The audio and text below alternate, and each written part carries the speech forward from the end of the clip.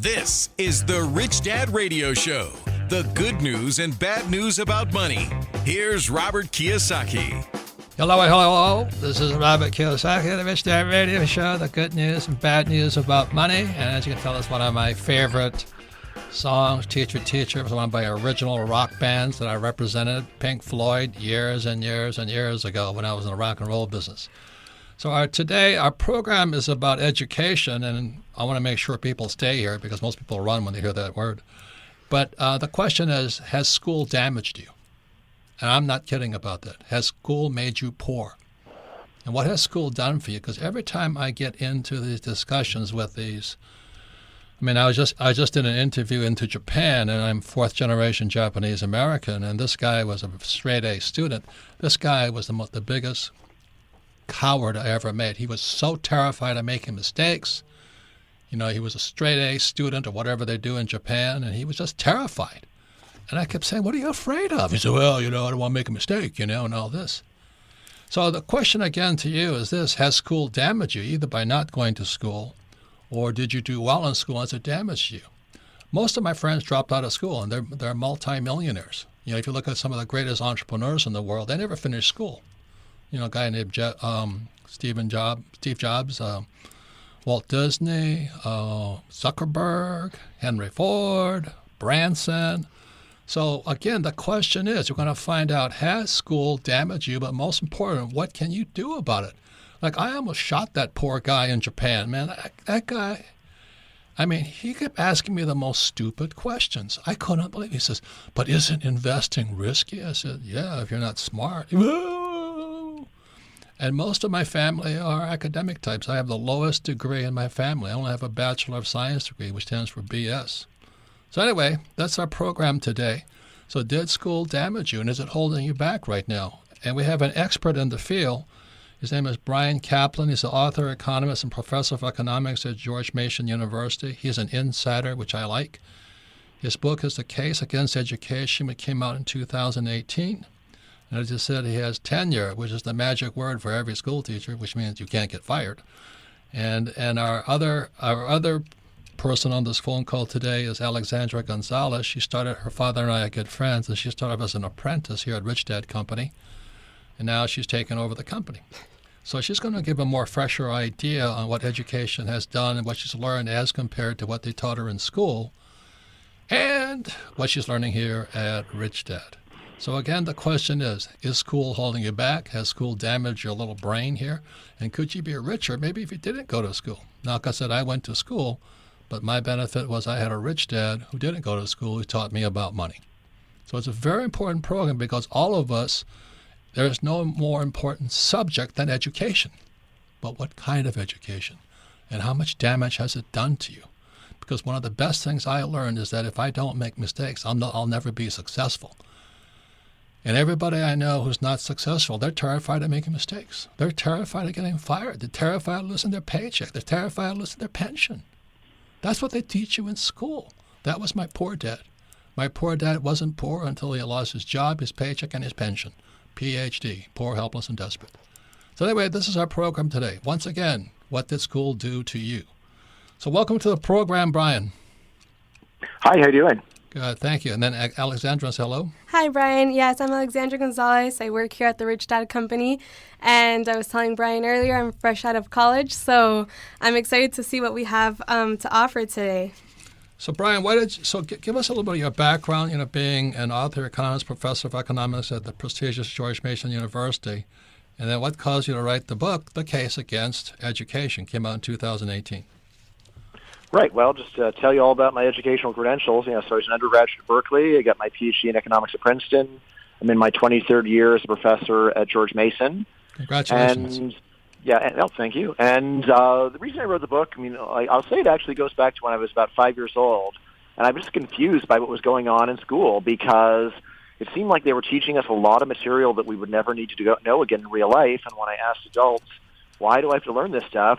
Usually they just say, well, you have to because if you don't do well in school, then it's hard to get a good job. And I looked around, and it seemed like that was pretty true. So that seemed okay for a while. But then the question, well, why? Why do you have to learn this stuff to get a good job? And, so as I got older, I started toying with the idea, well, maybe what's going on is you need to do well in school just to go and impress people. Basically, you're jumping through hoops in order to get stickers on your forehead. And when I started studying economics, I found out that there's a whole story like this in economics. It's called the signaling model of education.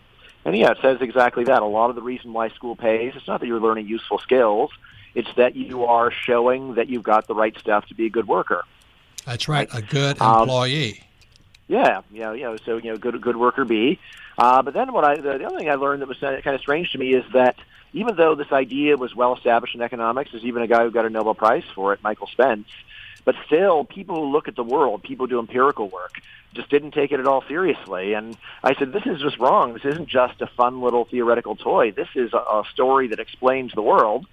And since most economists didn't agree with me, I wrote this book to bring together all the evidence showing that this story actually makes a great deal of sense and really does explain so much about why there's this chasm between the little usefulness of what we learn in school and this great economic value, which does seem to be genuine.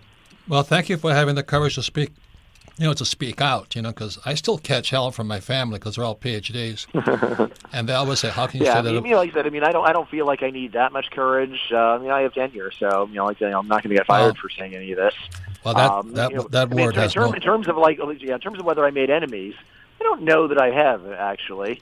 There must be some people grumbling against me, but I haven't actually really encountered them. Most people have generally either ignored me or been cool. So anyway, thank you for saying what you do, because my family's still pissed off at me. Because how can you say that? Because we all have our PhDs. I said, yeah, but I got a financial statement. You got any? And they don't even have financial statements, Brian. They don't even know what that means. And that's the whole Rich Dad company. Rich Dad, Poor Dad is about the financial statement, income, expense, asset, liabilities. That's what we teach. Alexandra, what was, when you met me, I think I rescued you, right, from school. You really did. You really did. And I'm actually thankful for that because, like you mentioned before, I came in, hadn't even finished my degree, my college career, and I was already learning so much more. And thanks to that, I think now I'm on the right track, because if I wouldn't have done any of that and just graduated, I don't know where I would be. Like some of your classmates, right? Yeah, like some of them who are found without a job and just not knowing like basic day-to-day things on how to maneuver through their career or through their social life. So, Brian, I was just wondering, so what were you majoring in? I was actually in marketing and international business. And you know what she flunked? Accounting. So I had to teach her accounting. Can you imagine that? I don't even have accounting degree. But anyway. Yeah, there's a general rule, just put international in front of anything and people want to take it. Yeah. That'll work out for them. Yeah. So I have another question, Brian. Like I said, I talked to this guy in Japan, and Japanese are pretty, I think it's funny. People think Asians are smart, and I think I bring that yield curve down. But anyway, this guy was so terrified of making a mistake. And I really just couldn't break him of that mindset. He says, whatever, like you have tenure. Tenure is not part of my vocabulary. I don't want tenure. I don't want job security. I don't want a steady paycheck. But I think what happens for a large percentage of people coming out of school, job security, tenure, pensions, that stuff is most important. And in today's world, that could be dangerous, especially with AI coming out. Pretty soon, I think, the driverless trucks come out. I think there's 35 states where the number one profession is truck driver. And that's a man's profession. So what are these guys going to do who have been taught that, you need job security, steady paycheck, and a pension when those things are myths today? Well, so I'd actually say that's like almost all claims about jobs getting automated away. It's just a blank check that people have written and claim it's going to happen. So, if you really look at the data, the period of very rapid automation was basically from like the 20s to around 1970. And since then, automation has been quite a bit slower. And while there's some high-profile examples of automation, like overall, actually, it still seems like progress has been a bit slow. Which I hope you're right. I hope that things do speed up because automation has been great for mankind. But I mostly focus on the question of why is there this contrast between the usefulness of what you're learning and the money you get. And at least for as long as we got numbers, people have been making a lot of extra money just for studying subjects that seem totally irrelevant, which is puzzling. But that's what I try to explain in my book. Yeah, so, let me ask you a real personal question. You don't have to answer if you don't want to, but why do you keep mentioning tenure? Let's see. So, well, I keep mentioning tenure because you keep mentioning fear. Yeah, and that's what I'm saying. Keep telling me that I'm courageous, and I think I would have been courageous to write this book if I didn't have any job security, because then I'd be getting fired possibly for going and writing a book people didn't want to hear. But like where I am, I'll just say, it doesn't take that much bravery. I guess you have to worry a little bit about some disapproval from people, but that's about it. Yeah. But I don't know if you're aware of this, but one of the biggest financial catastrophes coming out is called the crash of the pension system. And so which pension system you have in mind? So Social Security or what? Jesus, Brian, aren't you an economist? There's defined benefit pension plans, which most police, firefighters, and teachers have, and then you have the 401k pension plan, and then you have Social Security, and all of them are in bankruptcy right now. So as a person who is watching the economy... That sounds great. I'll say that's grossly exaggerated. So 401ks, by definition, can't be in bankruptcy because it, like the portfolio can always pay, because if the value of the assets goes down, then the amount that you actually own goes down. Your defined benefit ones, those definitely can have problems. Although, of course, notice these are all government pensions. They could just go and raise taxes to go and pay for it. I think that's a lot more likely than that they will declare bankruptcy. Well, I think you're an optimist. The state of California is going to say they're not going to pay all the police pensions. I hope you're right, but I don't think so. No, they've already they've raised the taxes on the people. I'll give you some stats just in case you're interested. The 401k, the average person with a 401k, my generation, baby boomers, they're going to retire with about $70,000 gross inside their 401k, whereas the average school teacher will retire with $1.2 million in a defined benefit pension plan. The problem is the defined benefit plans, most of them are underwater, and that's why they have to keep raising taxes on taxpayers to cover the shortfall between the 8.5% that pensions promise and the 2% that the markets are paying. So that's why I think that's a problem for taxpayers. It's not a problem for the people getting the pensions. So when you say pension crisis, people start thinking, oh my God, my pension. Not rather, the teachers and policemen are going to be sponging off of us to a greater extent than expected. But that problem has been going around for a long time. I agree that's what's going to get worse. Do you know the gross shortfall of public pensions in America will be? Large, but I don't know the number. 7 to 14 trillion. Right. So that's more money than the Fed has, and they'd have to print that much. That's what I'm getting at, Brian, is that, for the guys in the real world like me who haven't had a job ever, and I don't need a pension, and I don't want a 401k, I don't want to be a government employee, what do you say to guys like us? And that's what Alexandra is here for. Because when she flunked out of accounting, what did the teacher say to you? He told me that the problem was I was trying to I was trying to learn it as opposed to just memorize information, and so I think that's where the school system is fundamentally corrupt, because they're teaching us to memorize this information as opposed to truly learn it and apply it in our personal lives. So did you go on and learn it? Yeah, I came here and I learned it, and I seeked my education and my foundation Did you go back to school to that same school teacher? Yeah, I went to the same school teacher, and I passed it with flying colors, with the highest grade he had ever seen. And what did the teacher say to you? He asked me how I did it, and I told him I did what you told me not to do. I learned it as opposed to memorizing it. And I hope he changed the way he taught it moving forward, because I truly think this can be a big... it could really impact, and in a negative way, people in the future with their finances and their personal accounting. Right. Anyway, Brian, I'll give you a credit. This is Brian Kaplan. He's the author, economist, and professor of economics at George Mason University. He's got the pedigrees of the Ivy League type schools. He's the author of The Case Against Education. He's also the book, The Myth of the Rational Voter, named the best political book of the year by the New York Times, and Selfish Reasons to Have More Kids. Anyway, it's a very important subject. Is for those of you right now who may be afraid, maybe not making enough money, or maybe your 401k isn't topped up yet, or maybe if there is a market crash, which I'm predicting is coming, and your 401k gets toasted, this is your radio program. So we'll be right back. Hello. This is Robert Kiyosaki, the Rich Dad Radio Show, the good news and bad news about money. And today's a very important program about, did education mess you up, or is education valuable, or what else can you do to improve your education? Because education is more important than before. You can listen to the Rich Dad Radio program anytime on iTunes or Android, and all of our programs are archived at TheRichDadRadio.com. We archive them because repetition is one of the ways we learn. For example, when you play golf, you got to practice a lot, and that's the way you get ahead in life. So we archive them at RichDadRadio.com, so you have friends, family, or let's say business associates, but especially if you have friends and family who are maybe a little afraid of the future or struggling financially. This is a very important program because I sincerely believe education damages a lot of people because they're so afraid of making mistakes, and they're afraid of asking for help, because in school, if you ask for help, it's called cheating. I was very cooperative in school, but they called me a cheat. So anyway, our guest today is Bryan Caplan, author, economist, and professor of economics at George Mason University. He has a pedigree from extremely good schools.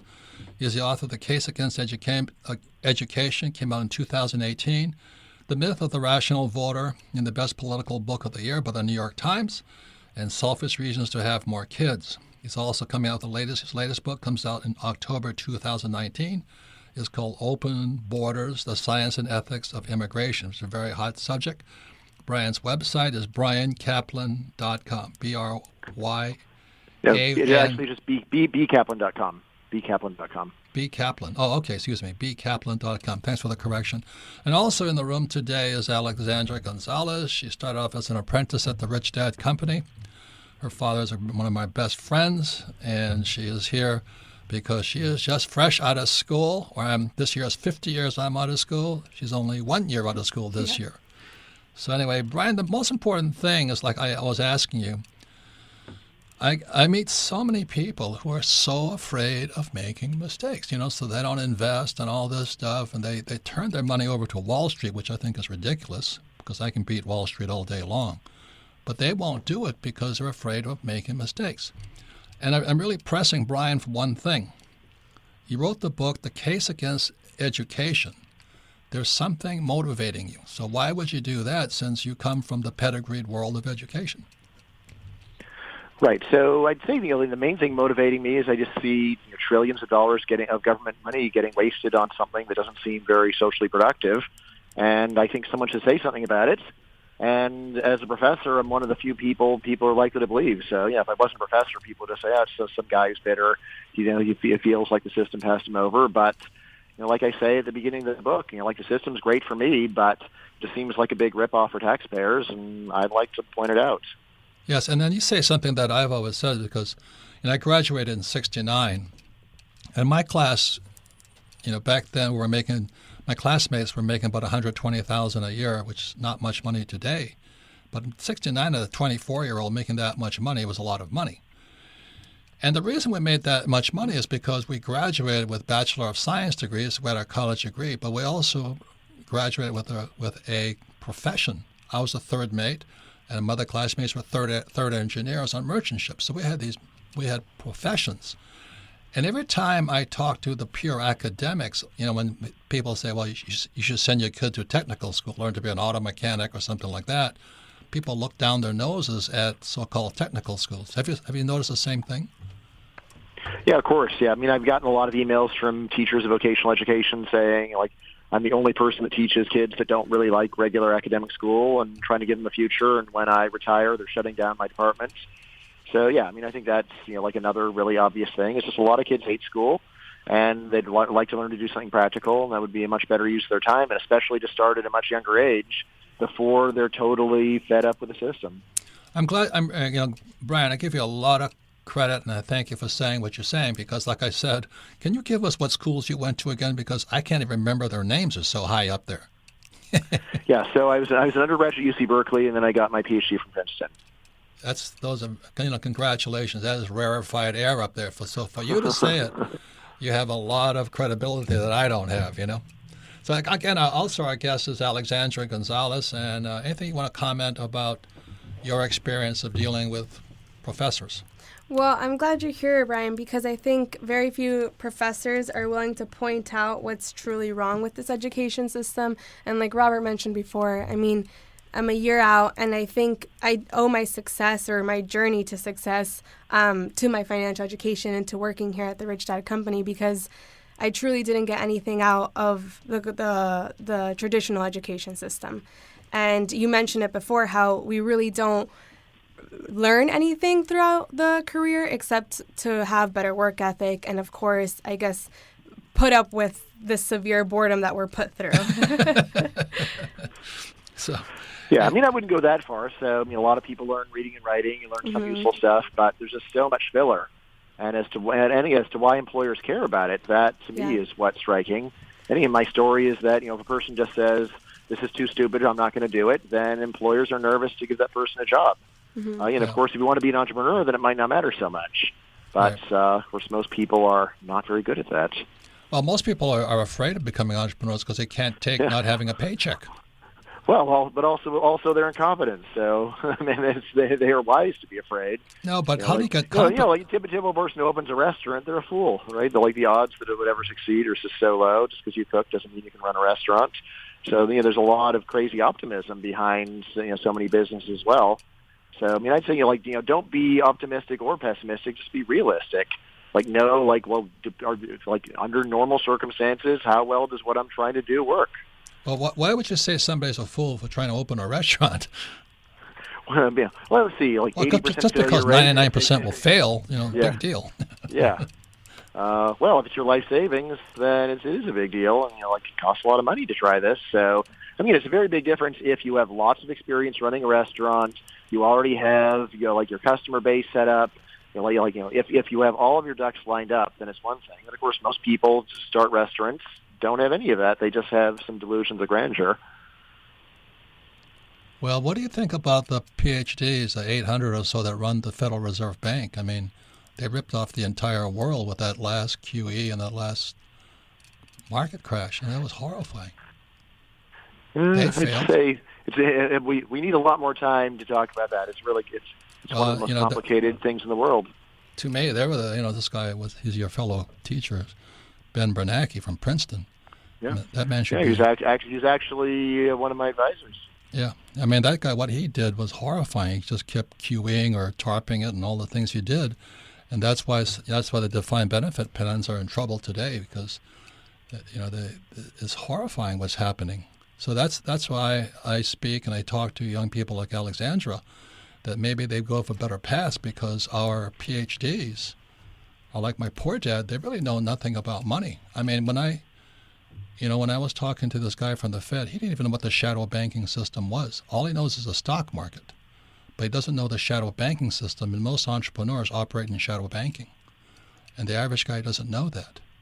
So I think that those are some of the biggest gaps going on in education today. So I find it interesting. You think it's funny for it's high risk to start a business. It always is high risk. But that's how we learn. We learn by making mistakes. That's my point of view. So I've lost 3 businesses, but I got richer every single time.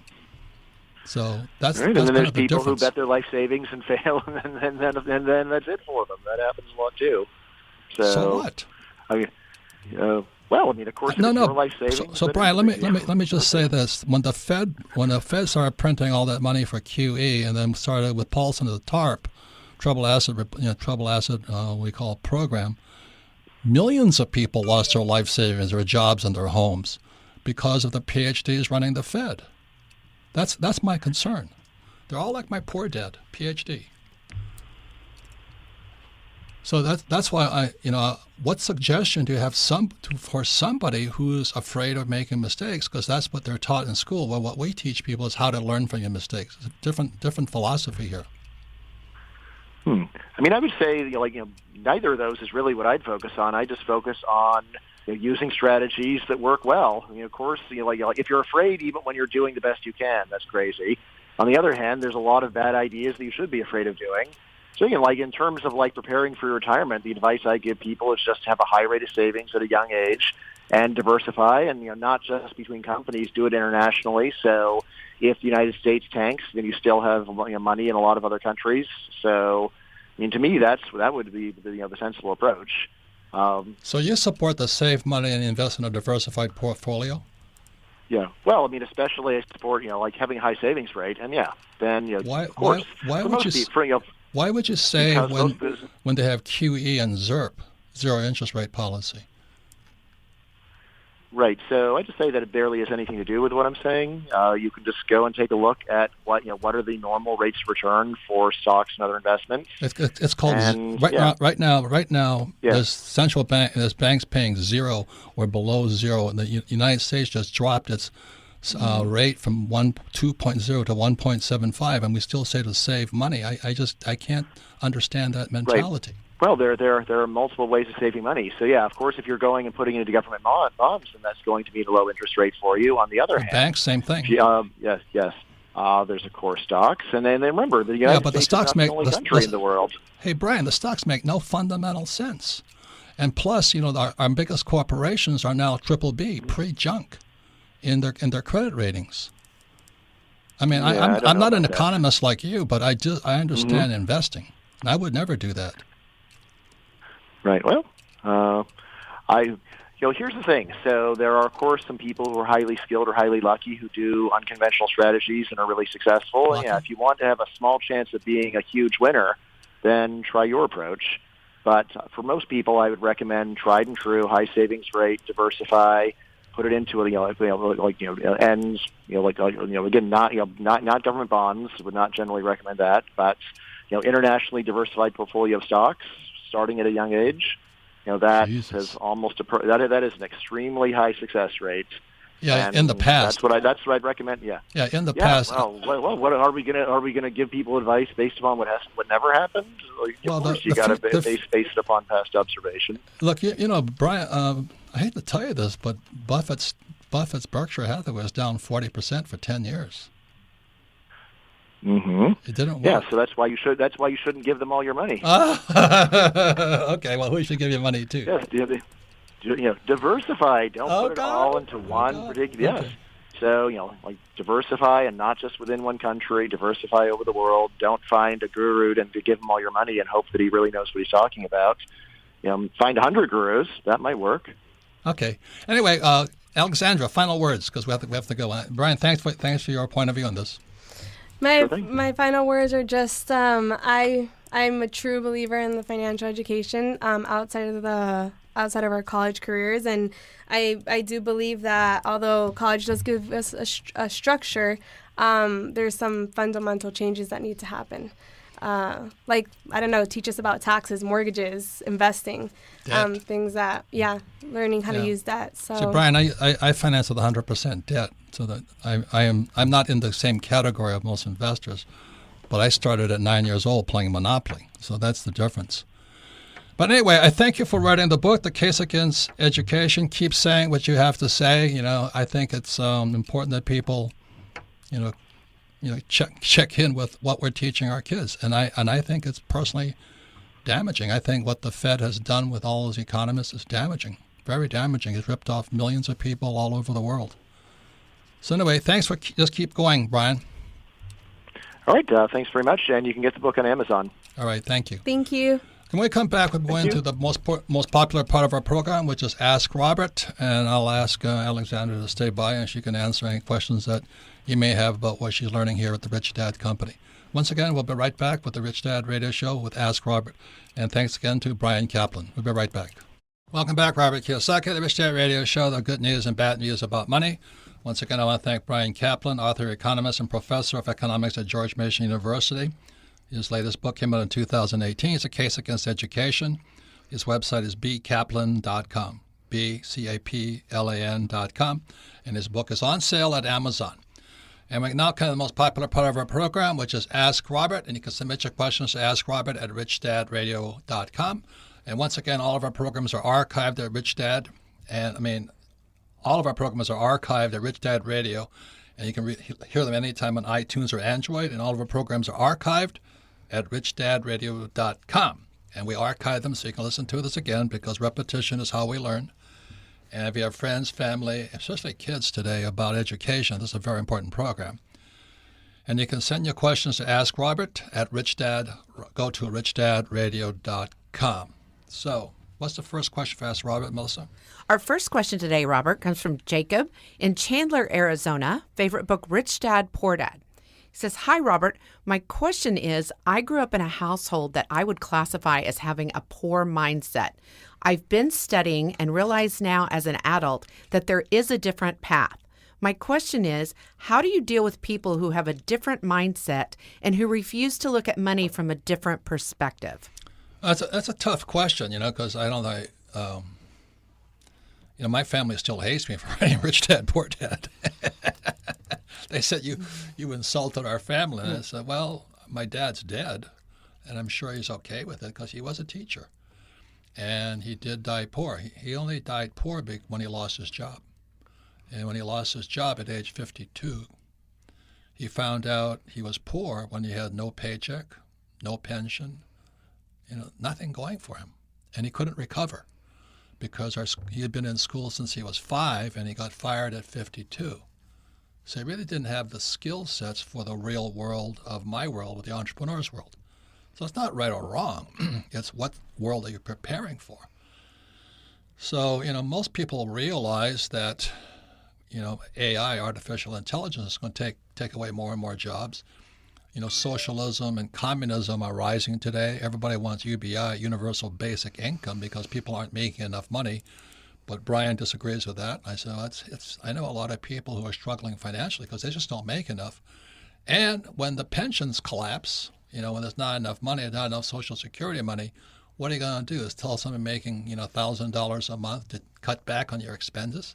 At the same time, the Fed is printing money. It's called quantitative easing, and interest rates are ZIRP, zero interest rate policy. That means, when I graduated from college, I could put money in the bank at 15%. Today, you put money in the bank, you might be lucky to get 2%. And all these defined benefit pension plans with teachers, school teachers, firefighter, and police get, their pension plans are indexed to 8%. They're not getting 8%. So that's why we have the biggest crisis coming up called the pension crisis. And that's why I wrote Rich Dad's Prophecy in 2002. It's about this pension crisis that my generation, the baby boom generation, faces today. So that means many adults, baby boomers, will be moving in with their kids, or the kids will be moving in with their adults, because the kids can't find jobs because they're so full of student loan debt, where they'll learn nothing. So, I give Brian credit for the case against education, but I don't think he knows what the real world is, because he's been, his teacher, his professor was Bernanke, the head of the Fed, the guy who destroyed more jobs and more wealth than any human in history. I think it's kind of funny, really, but it's not funny if you're one of the guys who lost everything. Mm-hmm. But anyway, what's the question again, Melissa? The question is, how do you deal with people who look at money from a different perspective than you do? Well, I wrote a book called Fake Money, Fake Teachers, Fake Assets. And you have to, all three work. You have to, for there to be fake money, there had to be fake teachers. That's why they teach you nothing about money at school. And then fake assets. The United States and the city of London, Wall Street and the city of London, have exported more toxic assets than any other time in history. They were called credit default swaps, MBSs, and all this, and they blew up and destroyed the world economy. So we got fake assets. And what Brian was talking about is put your money in the stock market. The companies that are being financed on the stock market today, their credit ratings went from AAA to triple B. Triple B credit is pre-junk. One more step, they're junk, and they get dumped. Mm-hmm. So I don't mean to be derogatory, but I don't know if Brian sees the world as an investor. He sees the world as a school teacher, like my poor dad. So it's a classic story of Rich Dad, Poor Dad. I wouldn't put my money in that stock market. I don't care what it is. I'd rather be in gold and silver. I wouldn't save money. I wouldn't save for the long term, but why would you do it? Zero interest rate policy, ZIRP. Like I said, just a few weeks ago, the Fed dropped the interest rates from 2% to 1.75. I think 13 countries now have zero interest, sub-zero, minus interest rates. Tell me how that works. You give this company your money for 30 years, and they give you back less. I don't know how that makes sense to these economists from Princeton and Harvard and Berkeley and all this. I don't know how it makes sense. So the question to this young person is choose your teachers wisely. You know, I wouldn't listen to financial planners or stockbrokers because most of them are broke. That's why they're called brokers. You know, my best friend and I were just in Hollywood celebrating. He just sold his business. He never finished school. Guess how much he sold his business for? $2 billion. Billion in U.S. dollars. He never finished school. I don't think he cares if he never finished school. You know, he was buying drinks that night. And there's not too many professionals that will sell their businesses for $2 billion because they don't start businesses because exactly as Brian said, what if you make a mistake? And that's what I was talking about. That's why he needs tenure. That was my poor dad. I hate to say it, but those are the guys teaching our kids. Any comments, Alexandra? Yeah, I think the perfect advice I could give to someone at this age trying to figure it all out is if you want to have a traditional life, then follow the traditional education system. You know, there's two types of people. There's no right or wrong. There's people like Robert who invest in non-traditional ways, and then people like Brian who believe in a more secure life. And so Tenure. And so if you want to be above average, then start studying things that are above average and start investing in your financial education. Well, look, there's a million ways to financial heaven. Mm-hmm. There's a billion ways to financial hell. Mm-hmm. And most people are going to go to hell because they went to school. I'm afraid that's the problem. Like I just did an interview out of Japan. It was painful. Yeah. I thought I was talking to my family. They're so afraid of making mistakes. And I said, why don't you take investment seminars? But I don't get a college degree. All they want is a college degree. Have I ever asked you for your college degree? None of my grades, not my college degree, none of that. I don't really care. I just know how fast can you learn. You learn very fast. Yeah. You'll have my job soon. That'd be good. No. Next question, Melissa. Our next question comes from Brittany in Dallas, Texas. Favorite book, Rich Dad, Poor Dad. She says, my question is for Alex. Alex, how did you get your mindset about money at such a young age? You seem to see financial education different than most people your age. Well, thank you so much for that question. And I honestly got it from my family. Thankfully, I was blessed into having parents that believed in financial education. And so, but your mother nearly killed me, didn't she? Yeah. I teased your mother so many times. She finally got the message, didn't she? She did. She was a realtor and then started... No, she was a real estate broker. And what did I tell her? That she worked for tips. And so that really moved her the wrong way. I pay my waitresses 20%. I only pay her 6% as real estate brokers. Mm-hmm. Tips. Yeah. So she started looking at the world through she started to invest. And so I think that's where we got our education from Robert, from the book, from playing the game. And so I'd say start surrounding yourself with those kinds of people and start, if maybe your parents don't believe in that, then start following, there's great entrepreneur advice out there.